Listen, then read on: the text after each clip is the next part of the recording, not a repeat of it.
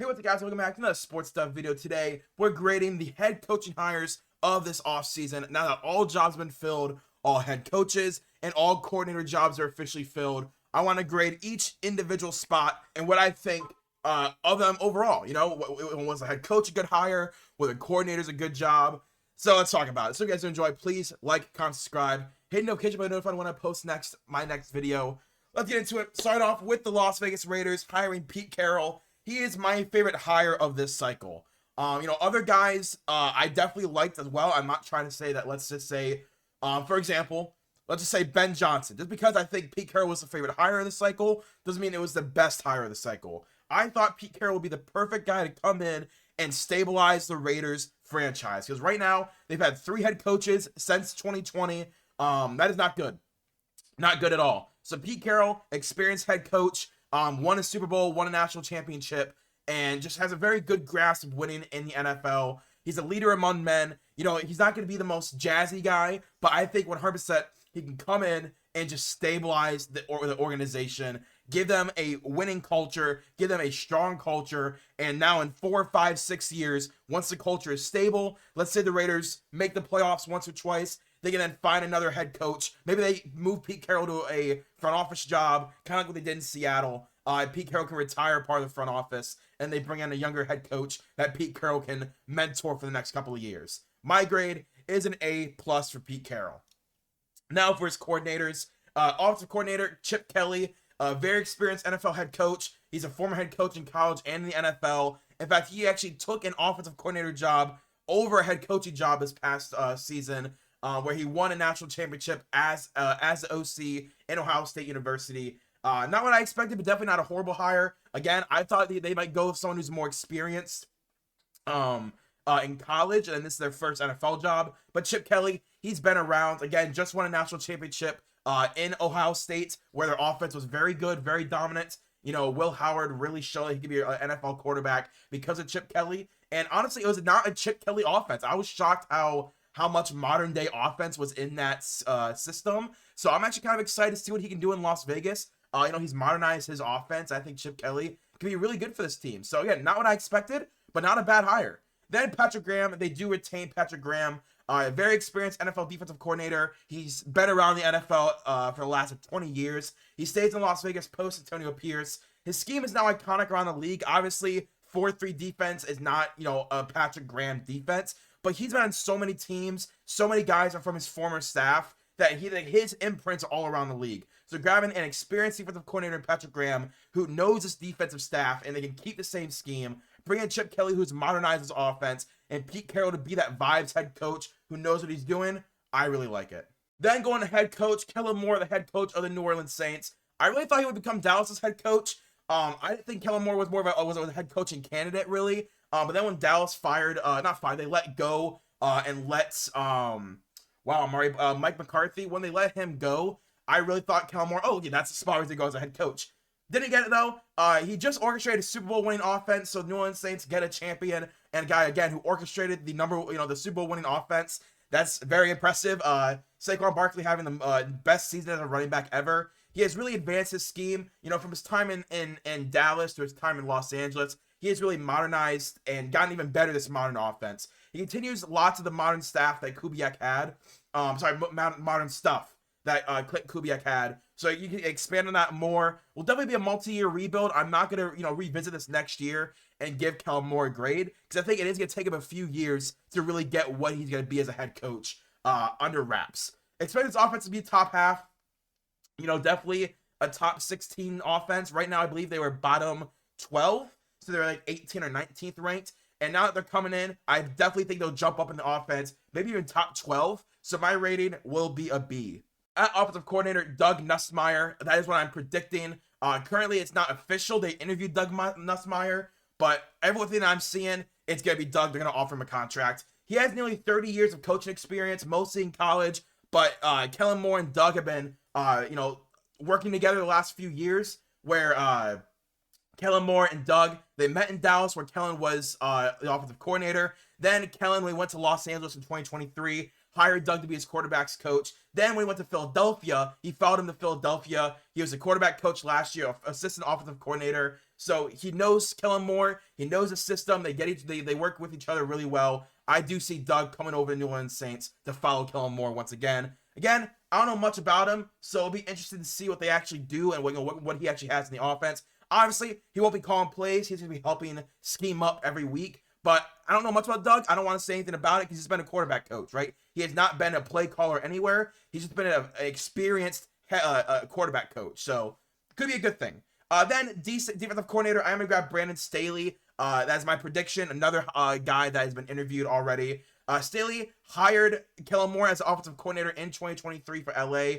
Brandon Staley has always been a good defensive coordinator, but obviously he struggled as a head coach. But when his responsibilities were just defensive coordinator, they were a top 5 unit underneath him. So it gives Moore a guy who knows what it takes to make it as a head coach in today's NFL, and he's just a good defensive coordinator, right? So it's a mixture of a good defensive coordinator and a guy who can actually give him, heads up, like, hey, as a head coach, here's what you want to do with this, that. So he's kind of an outlet for Kellen Moore as a mentor for former head coach in the NFL, and also someone he can rely on a defense and reliably know he's going to do his job. So I actually like these hires. Again, Brandon Staley, I've been a fan of, obviously as a head coach didn't make it, but defensive coordinator has always been pretty high in my mind. Then Doug Nussmeier, don't really know. It's going to be unrated because I don't really know much about him. I'll have to see after next season how I would rank this team.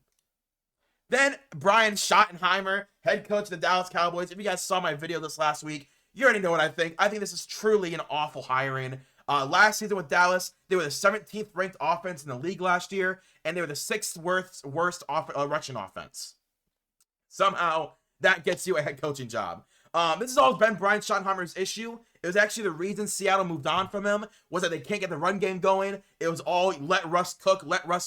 Eventually, the defenses figured him out, and they couldn't get a run game going. And the Seattle Seahawks, fall apart in the second half of the season and lose first round of the playoffs. That's exactly what Brian Schottenheimer did in Dallas. That's what he did in Seattle. That's what he's going to do as a head coach now. The offense falls apart late game with no rushing game to speak of.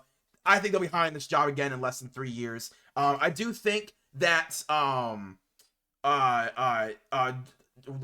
Jerry Jones, I do think that he's gonna be a little less short of a leash on Brian Schottenheimer than he did on Jason Garrett and Mike McCarthy. Mike McCarthy especially, he won a Super Bowl. There's a reason he played out his full 4 or 5 year contract. But I do think Brian Schottenheimer is going to have a less of a leash because he hasn't, proven anything in the NFL. And Jerry Jones even said, I'm taking a big risk on this guy. My rating is going to be a D. That is going to be a D rating, absolutely.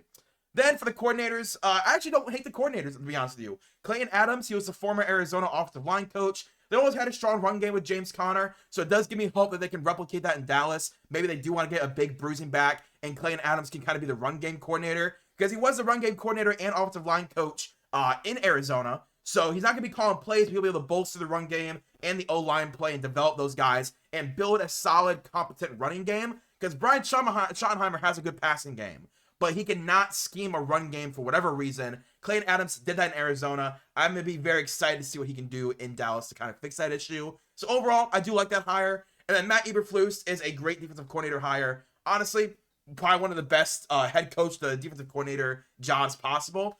He was a former DC of the Cowboys. That's where he really got his shine and first started getting hyped for head coaching gigs. His defense was not the issue in Chicago. It was most definitely the offense and the inconsistency. But his defense was always a pretty good defense. Very excited to see maybe the reemergence of Trayvon Diggs, right? We see Matt Eberflus, his corners and his safeties are always playing very well. So hopefully that means that Trayvon Diggs and DaRon Bland kind of get back to their 2023 form over their 2024 form, right? Trayvon Diggs still struggling from that injury, and DaRon Bland did nothing this past year. So hopefully we could see a lot of coming out of their secondary. But again, at worst, I think Matt Eberflus is a very good, yet again, former head coach, knows how to do it in the NFL, just like I said, for Kellen Moore. Mike Vrabel, the New England Patriots, the most obvious fit. I mean, once Mike Vrabel, his tenure expired in Cleveland and they fired Gerard Mayo, it was one of those, okay, when are they going to sign him, right? So I look forward to this defense getting better day one. We all saw Mike Vrabel with his Tennessee defenses. He got way more out of the defenses than it should have been, right? Like, these are bottom 10 units that he was churning in the top 12 units. So we know Mike Vrabel can elevate a defense. Drake Maye is the exact type of quarterback Mike Vrabel likes. those pocket passing, deliver on time quarterbacks, whether it's Ryan Tannehill or Ryan Tannehill. I guess it was only Ryan Tannehill he really had. Keion White is about to burst on the scene. I truly think that Keion White is about the feast. Mike Vrabel's going to love a guy like Keion White. He turned Harold Landry into a $17, $18 million a year guy. I think you can turn Keion White into that as well. He brings hard-nosed, gritty energy to the building. And I kind of like the coordinator hires, man. I really like them. Maybe I would change it from love to really liked, because I was actually shocked what they were able to get. So my rating is going to be an A for Mike Vrabel as the head coach. And here's the coordinators. Offensive coordinator is Josh McDaniels. It's a retread. Yes, I get it. But honestly, not the worst. Because Josh McDaniels, when he is just coaching offense, is a good offensive coordinator and a good scheme planner. Vrabel and McDaniels are good friends, and we know Josh can coach great offenses. We saw it with Tom Brady all those years, that Josh McDaniels can scheme a good offense together, but he's a god-awful head coach. May has the same strength as Brady, so he can build on those. I think Drake May is a very good processor. He's a very good arm, delivers on time. That was the strengths of Tom Brady. I think Drake May can continue to develop and get those high-level traits that Tom Brady developed. Uninspired, I guess, but definitely not unexpected. Once a guy that was from the Patriots as a player signed as a head coach, I thought there was a chance that Josh McDaniels might come back, but I really thought it was going to be Tommy Rees. I really thought that was going to happen, but Tommy Rees got promoted instead, and then Josh McDaniels got hired. So I think that was between the two jobs that he was willing to take, and he stayed in Cleveland. Then for defensive coordinator, grabbing Terrell Williams, the defensive line coach from the Detroit Lions. One of my favorite coordinator hires. Again, I love the defensive coordinator hires this cycle. Former D-line coach under Mike Vrabel in Tennessee before landing as a D-line coach in Detroit after Mike Vrabel was fired. So they already know each other very well. Seriously, I do think Keion White is about to burst on the scene as a premier pass rusher. He was the run game coordinator the last 2 years for Detroit, so we know he can stop the run, because him and Aaron Glenn, the way they were able to scheme together this run defense in Detroit, a top 5 unit, I believe the number 1 ranked unit this past year, run defense team in the league. That was because of Terrell Williams. That was because of Aaron Glenn. Get Terrell Williams, who already knows Mike Vrabel, was a former coach under Mike Vrabel, and I think definitely has earned his time as a defensive coordinator, and will probably get head coaching job interviews here coming up soon as well. Liam Cohen, the head coach of the Jacksonville Jaguars, he got hired on for weak signing after 1 year success. This and the Brian Schottenheimer hires I really thought were the weakest of this year's class. The way he left the Bucs as well left a spoiled taste in my mouth. I don't like the behind their back doing what, not answering phone calls because you agreed verbally to a contract but never signed it. So you're trying to do what you can to go behind their backs after they wanted you to come back. But he's a good play caller, right? The run game is going to get boosted. I thought the Buccaneers had a very good run game, surprisingly.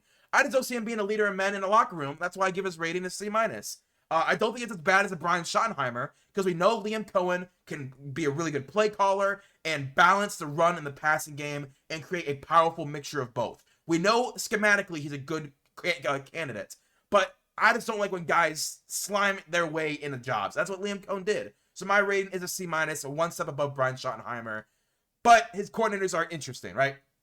Grant Udinski is the new offensive coordinator, former assistant quarterback coach last year with the Vikings. He's a late 20s, I believe he's 28 years old, offensive coordinator. Kevin O'Connell said he might be one of the smartest football IQs, regardless of age. My only issue, he was an assistant quarterbacks coach. He wasn't even the actual quarterbacks coach. He was an assistant quarterbacks coach last year, and now he's an offensive coordinator. Now, I will say, under Liam Cohen, who is going to be who will be doing calling plays, Grant Udinski is just there for his football mind and to help develop the team and put a play sheet together. Liam Cohen is calling plays, but it's another unproven guy with little experience, expected to be a leader. But it was very highly touted, so I don't want to give him a grade because I don't know much about Grant Udinski. Like, he's literally was so low on the totem pole in Minnesota. Now he's an offensive coordinator, but in all the interviews I've read of Kevin O'Connell talking about him, he respects him massively. He thinks Grant's going to be one of the best football minds 5 to 10 years from now. So maybe Liam Cohen is smart to grab him when he can and help him build this team out. Defensive coordinator, another guy I wasn't too familiar with, Anthony Campanile, the Miami linebackers coach. He did get a lot out of Terrell Dotson, which does give me hope that this defense is going to get a little bit better. Another guy I'm reading is highly touted for the way he connects with players. Apparently, he's a very player-driven coordinator. So he might be my favorite out of the 3 hires in Jacksonville. of Liam Cohn, Grant Udinski. I think Anthony Campanelli is actually be my favorite hire of the three. Like everything I'm reading, he's a great coach. He got a lot out of Terrell Dotson last year, and every stop he's been in, he's always proven to be better than the job he has. So maybe we can get something shocking on Anthony Campanelli, and this defense can jump from one of the worst to at least middle of the pack defenses. Next, we have Aaron Glenn, who signed on as a New York Jets head coach, a true leader of men. He's had the best run defense 2 years in a row. Never had a good secondary like he has now, so he did that just with defensive linemen and linebackers. Now that he has an elite secondary and a really deep defensive line for him to scheme beautiful lineups, I expect this defense to be top 5 next year.